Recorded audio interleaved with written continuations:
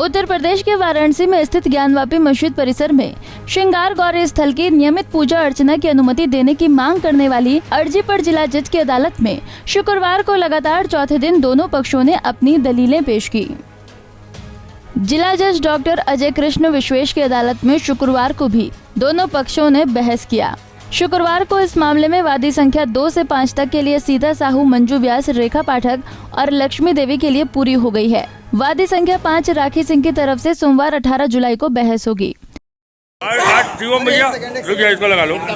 शिवम भैया आज क्या हुआ?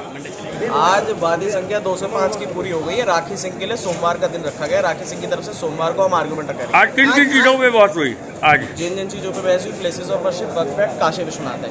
अब अगली तारीख क्या तय हुई है? सोमवार का दिन निश्चित किया है। आज हरिशंकर दयाल साहब की सारी दलीलें पूरी हो गई। वहीं इस मामले में वरिष्ठ हरिशंकर जैन ने भी लगातार 4 दिन तक अपनी दलीलें रखी और शुक्रवार को हिंदू पक्ष की तरफ से उनकी सारी दलीलें पूरी हो गई। हरिशंकर जैन के बेटे विष्णु जैन ने बताया कि बहस के दौरान वक्फ एक्ट के ऊपर बहस हुई। वक्फ एक्ट को कोर्ट में सबसे बड़ा फ्रॉड बताते हुए दलील दी गई कि मुस्लिम पक्ष ने जो वक्फ नंबर 100 के तहत अपनी बात रखी है और कहा है कि ज्ञानवापी परिसर वक्फ एक्ट से बना है, लेकिन वक्फ बोर्ड के पास उसका न कोई बजट नोटिफिकेशन है और न ही उसकी कोई तारीख है, न कोई वक्फ एक्ट से जुड़ा कोई पेपर है। इसलिए वक्फ एक्ट 1995 ज्ञानवापी परिसर पर लागू नहीं होता। आज क्या हुआ सर? हम लोगों ने अपनी बहस रुक जाइए 2 से 5 के लिए कंक्लूड कर दी है और अब इस मामले की सुनवाई मंडे को लगाई है।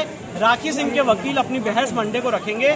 हम लोग के आर्गुमेंट्स हमने कंक्लूड कर दिए। आज आप लोगों ने कौन कौन से आज हम लोग ने वक्फ एक्ट के ऊपर पॉइंट उठाया कि सबसे बड़ा फ्रॉड है जो मुस्लिम पक्ष ने वक्फ नंबर 100 बताया है और कहा कि ये वक्फ एक्ट से बाधित है, वो टोटल फ्रॉड है क्योंकि उसका ना कोई गजट नोटिफिकेशन है, ना उसका कोई डेट है, ना कोई उसका इंदराज है, ना कोई उसका डॉक्यूमेंट है। इसलिए वक्फ एक्ट 1995 यहाँ पे अप्लाई नहीं होता है। आज मूल रूप से वक्फ एक्ट आज मूल रूप से हमने वक्फ एक्ट को ही चुनौती दी थी और वक्फ एक्ट यहाँ कैसे नहीं अप्लाई होता है, प्लेसेस ऑफ वर्शिप एक्ट कैसे नहीं अप्लाई होता है, उसमें अपने सबमिशंस कोर्ट के सामने रखे। तो आज आपकी सुनवाई पूरी हो गई? आज हमारी सुनवाई वादी संख्या 2 से 5 तक के लिए सीता साहू, मंजू व्यास, रेखा पाठक और लक्ष्मी देवी के लिए पूरी हो गई है। अब राखी सिंह के वकील अपनी बहस मंडे को रखेंगे। ज्ञानवापी मामले में मुस्लिम इंतजामिया कमेटी की तरफ से बहस कर रहे वकील अक्षयनाथ यादव सोमवार को अपनी दलीलें रखेंगे। जो है वादी संख्या 2 का 5 की तरफ से श्री हरिशंकर जैन और श्री विष्णु जैन ने अपनी बहस समाप्त कर दिया। अब वादी संख्या 1 राखी सिंह की तरफ से अगर 7-11 पर जो बहस होगी वो मंडे के लिए कोर्ट ने डेट लगाया है। ये अब राखी सिंह की तरफ से अगर मंडे को कोर्ट अगर उनकी बहस सुन लेगी तब उसके बाद मेरी बहस शुरू होगी जवाब की। ये बताइए, आप लोग की तरफ से लगातार बहस के दौरान अपनी दलील कुछ इस दौरान पेश की गई, कुछ मुद्दे जो भी हम लोगों ने बहस किया था उस बहस का पूरा जवाब जो है आज वादी संख्या 2 का 5 तक पूरा उनका उनकी बहस पूरी हो गई है। अब राखी सिंह क्योंकि उनकी अलग वकील है इसलिए वो सोमवार को बहस करेंगे। इससे पहले गुरुवार को सुनवाई के दौरान मुस्लिम पक्ष के वकील ने 1937 के दीन मोहम्मद मामले के फैसले का जिक्र करते हुए कहा कि जिस जगह पर मस्जिद स्थित है वो वक्फ बोर्ड की संपत्ति है। इसके जवाब में हिंदू पक्ष के वकील मदन मोहन यादव ने उच्च अदालत के एक अन्य फैसले का हवाला देते हुए कहा कि ज्ञानवापी मामले में दीन मोहम्मद मामले का फैसला लागू नहीं होता क्योंकि उस समय इस मामले में कोई हिंदू पक्षकार नहीं था। साथ ही यादव ने कहा कि काशी विश्वनाथ मंदिर अधिनियम की धारा 2 इस मामले में वक्फ बोर्ड संपत्ति मामले को निष्प्रभावी कर देती है। हिंदू पक्ष के वकील विष्णु शंकर जैन ने दलील दी है कि अगर किसी संपत्ति को कोई जबरन अपने कब्जे में कर ले, इसका अर्थ ये नहीं है कि उक्त संपत्ति का स्वामी वो व्यक्ति हो जाएगा। स्पष्ट है कि किसी ने अगर मंदिर की संपत्ति अपने कब्जे में कर ली तो इसका मालिक होने का दावा नहीं कर सकता है।